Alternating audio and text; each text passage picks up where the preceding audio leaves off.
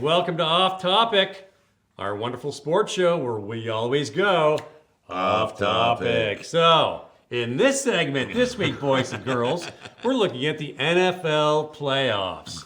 So before we go into what's coming up, let's take a journey to the past. We have a clip that'll take you down memory lane.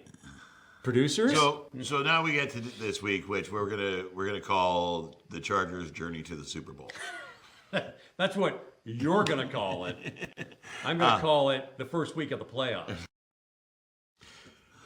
Gee, Matt Macri, what happened there? Well, 20-point loss in the first round. And like they say, any given Sunday, it can go either way. Except not last week because it was Saturday. It was Saturday, and it went the wrong way. Now, and I got to say, I loved it. I mean, I liked the Chargers. I wasn't really too emotionally invested in either way, but 20 points against the Texans, it was just gold. I was sitting there, I'm watching it, I'm like, do I call them? Do I text them? Like, what do I do? How do I handle this? and I will always back my Chargers. I have no excuses for what happened last weekend. I will say, watching the game as a fan, I was not impressed with how they started out. They marched down the field, and they were content to kick a field goal. Yeah. There was no intensity.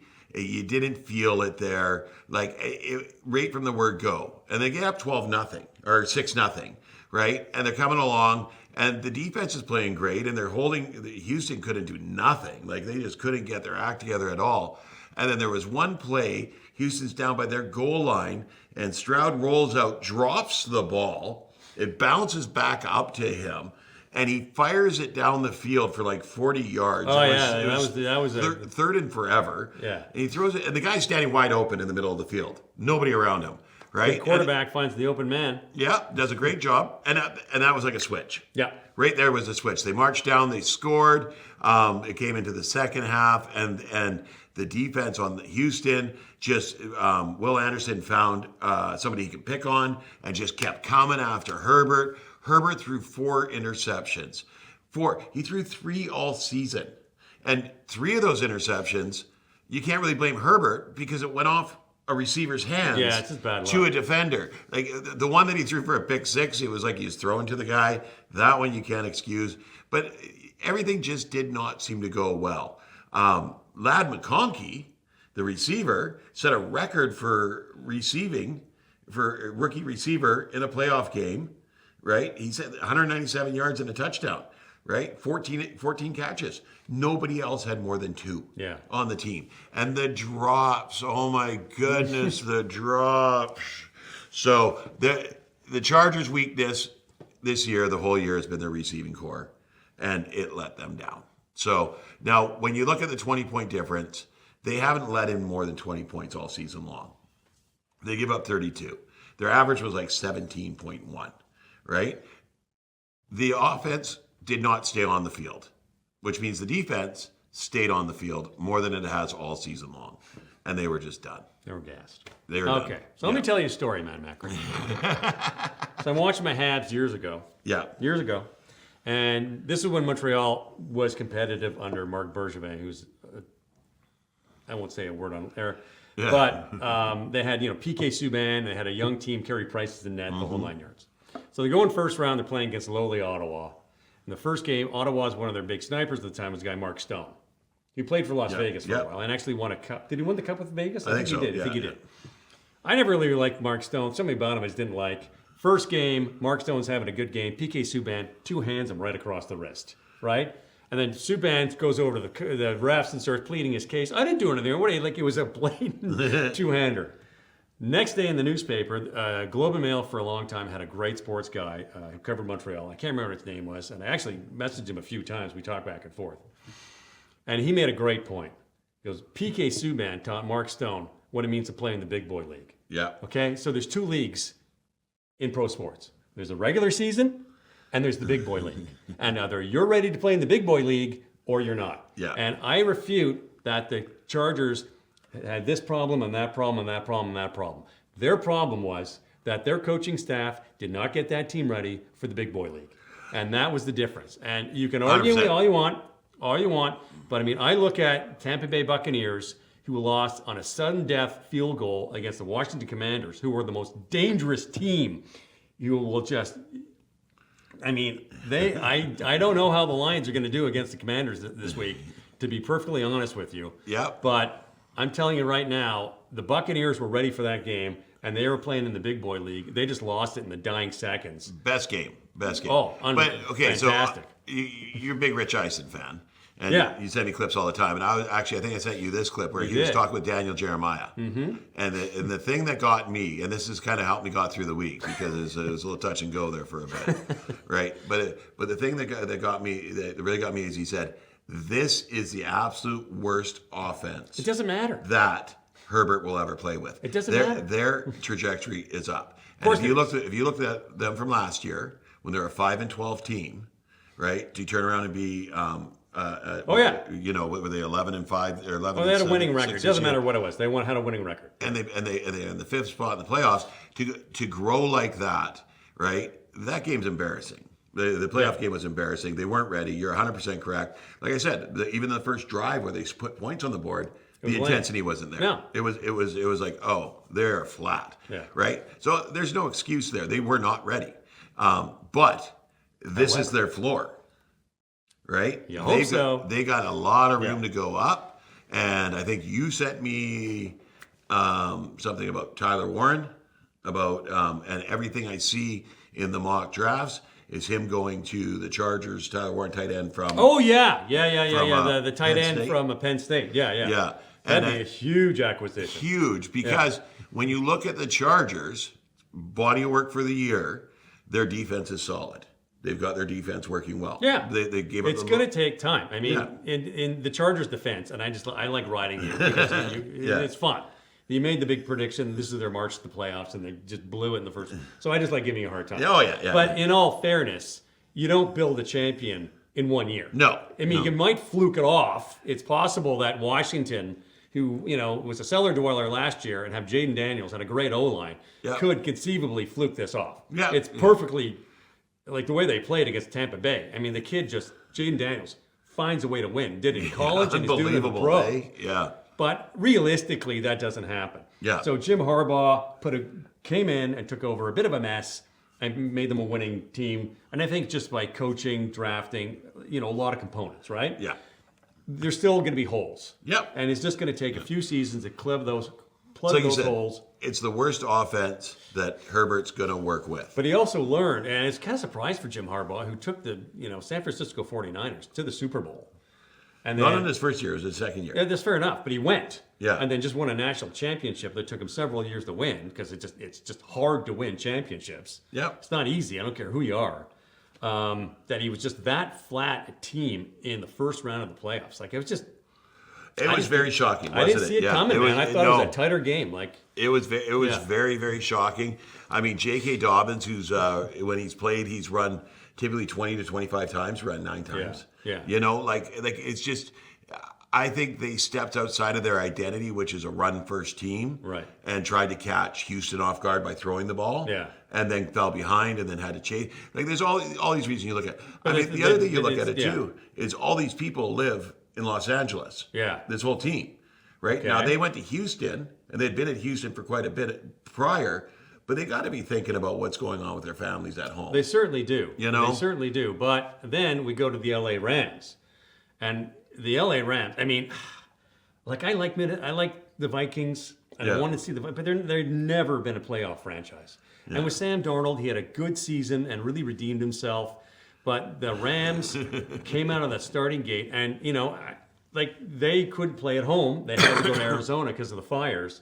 Yeah. And I think the Rams, at least their frame of mind is, you know what? Everything's burning back home. Damn it, let's go win it for them. Well, and you look at Sean McVay, the head coach, and he's a great motivator. Sean McVay's a fabulous motivator. Yeah. Watched him on what's that show they always do with the football teams. Where they go inside the locker room. I watched them. They did COVID year. They did the Chargers and the Rams. Yeah, okay. Because they shared a facility, and McVay is just such a great motivator. He's just a fabulous motivator. And he probably watched what happened with the Chargers and thought, I got to get these guys out of their head. Yeah. Now, let's give props to Arizona first of all. They sent 2 planes, took 400 people, 6 dogs, 2 cats, brought them to Arizona. Yeah. Put them up in Arizona. They went out and got 400 gallons of the yellow paint, the Rams yellow, right? And painted the field to make look like the Rams field. They usually leave their stuff on super class move. They made them feel as much as that they were Super a home class team move. because they got pushed out of their home game. Yeah. You know, the Arizona Cardinals team is just phenomenal. I can't give them enough Super props. class move. They got concessions together because they're shut down. They're Yeah. out. They're shut down. Yeah. They got concessions together for 60,000 people. That's hard to right? do. They sold 52,000 tickets in the first hour for that game. Yeah. So you got to give Arizona props for what they did with LA. Yeah. So now we're done beating up on the Chargers. Let's move on to what else happened last week. Well, like I said, Chargers. They're coming next year. Yeah, that's fair enough. We'll keep that clip. Coming next year. Keep that clip. Can we keep this clip? Thank you. So the other games, I don't think there were any real surprises. Are we married? Because my wife likes drinking up stuff from the past too. Like seriously. Well, it's legal. Yeah. I mean, I don't think anybody was really surprised to see LA slap around Minnesota as much as they did. I think LA's hyper intensity really surprised a lot of people, but I don't think they're really surprised they won. You know, Steelers, Baltimore, Bills. Everything else was exactly the way I thought it was. Exactly. I mean, Green Bay I thought was going to play a little bit better against Philadelphia, and of course, Tampa, Washington was a toss-up anyway. So Tampa, Washington was a tight game. Yeah. I thought the Commanders were going to win. I think you were going for the Bucs. Yeah. I knew that was going to come down to that final field goal at the end there. Yeah. But if you look at the Eagles-Packers, it was only a 22-10 game. Yeah. You know, the Eagles didn't take off on them. But the Packers were in it. The Packers were in it, but I mean, it was just like kind of the Eagles just knew how to keep that distance. Yeah. You know what I mean? It's like Muhammad Ali against George Foreman. Ali knew how to just keep enough distance to wear him down. I think, right? And you watch the Packers, they had 12 people get taken off I lost in that game. Yeah. Like they just kept they were getting beaten up out there. And they're in the first round, but I mean, this is now we go to the preview coming up today and tomorrow. Yeah, today and tomorrow. This is where things get interesting. Now, we're going to start Texans-Chiefs, and you think the Texans can do it. I think the Chiefs are right for the picking right now. And you got to hear me out on this one. No, I'm not disagreeing with you 100%, but you go ahead. They played a lot of football over the last 5 years. They have. They played deep into the playoffs. They've lost 2. They've lost 1. And they've won 3, and they got knocked out a bit early in the AFC Championship game when Cincinnati went and played the Rams, right? So they played a lot of football in the last 5 years, more so than any other team. Yes. Right, and that's Mahomes, Kelsey, Chris Jones, your receivers. Yeah, Andy Reid and the head coach. Yeah. Yeah, they played a lot of football. They played this year, and they had a great record. But their great record was scrapping every game. They weren't a dominant team. No. They did find ways to win by scrapping it through. And they got lucky in about 3 games where the other team just screwed up. 100%. Yeah. And that was it. But here is the thing is that nobody of sustenance on that team has played since December 25th. Okay.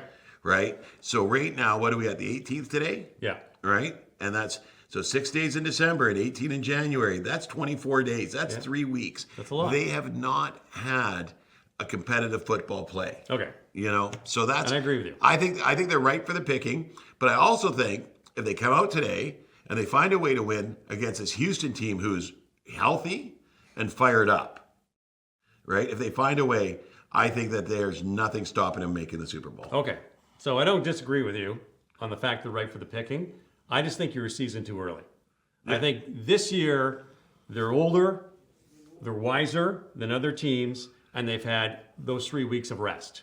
That's my call. So they're just, when you're old and wise like that, you just know how to win. Yep. Right? And I go back to hockey, the 1980s, the mid-early 80s, and the Edmonton Oilers, upstart with Messier and Gretzky and everybody, were playing the Dynasty New York Islanders. Right. And it's the last cup the Islanders have ever won. And, of course, as the legend has it, Oilers came in with all these hot shot players, supposed to win, and they lose. And when they're walking out, they have to go past the Islanders dressing room to get out of the building. Right. And they're regretting it. They're just like, oh my God, we lost. And there was more sand in the wound. We're going to have to go past, see these guys partying, and it's just going to suck. And they stopped and they looked in the dressing room, and all they saw were a bunch of guys like Mike Bossy and Denny Potvin and Billy Smith with ice packs, beer and champagne in one hand, and the ice packs everywhere else, just gassed. Yeah. And they kind of went, oh, that's what it takes to win. Yeah. I see the Chiefs as that 1983 team of the Islanders. Yeah. They're going to get one more championship out of this, or they're going to have one more run to the final. Next season, Travis Kelce's going to be 35. Yeah. Mahomes is going to be a little more banged up because, like you said earlier in the season, he's not sliding on those first down runs anymore. He's deking and he's going for another 15 yards or 30 yards. Yeah. And defenders going to like, screw this. I'm taking his head off. Yep. And it's going to start catching up to him. He plays a really exciting style. Yeah. He's changed football because all the young quarterbacks, there's no more pocket passers anymore. They're all playing like Patrick Mahomes. Yeah. But it's going to catch up to him. You can only get banged up that much for so long. But this year, I think the Texans are good, and I think they can win. Yes. I'm not 100% confident they will.